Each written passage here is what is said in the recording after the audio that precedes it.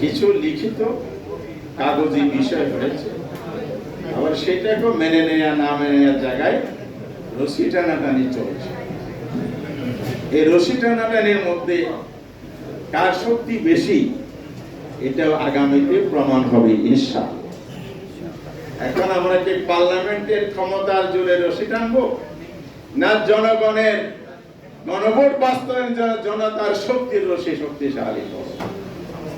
তবে আমি আশাবাদী এবং এটা আজকের প্রত্যয় শপথ অঙ্গীকার হওয়া উচিত, কোনোভাবে জনগণের মতের বিরুদ্ধে অবস্থান নিয়ে এই ধরনের পদক্ষেপকে সফল হতে দেয়া যাবে না।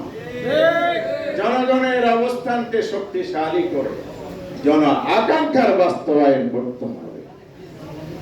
আমাদের আজকের বাংলাদেশ যে জায়গায় এসে দাঁড়িয়েছে, আমরা গণতন্ত্রকে শক্তিশালী করতে পারছি না, অর্থনৈতিক দুর্দশা, তার মধ্যে অপশাসন দুঃশাসনের যে ধারাবাহিকতা সেটারও আমরা অবসান ঘটাতে পারছি না, পারি নাই।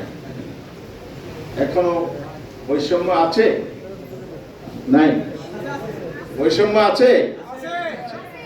আন্দোলনটা হয়েছিল বৈষম্য বিরোধী আন্দোলন।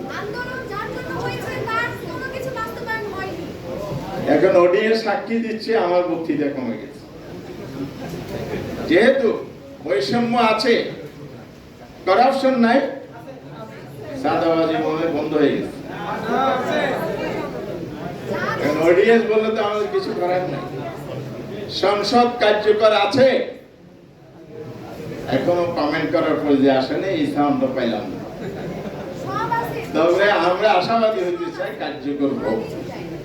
তখনই কার্যকর হবে সরকারি দলের বক্তব্য আর বিরোধী বক্তব্যের সমন্বয় করে, যেটা দেশের স্বার্থে প্রয়োজন, জনগণের স্বার্থে প্রয়োজন, আগামীর বাংলাদেশের স্বার্থে প্রয়োজন, সেটাই যদি আমরা সিদ্ধান্ত নিতে পারি তাহলে এই সংসদটা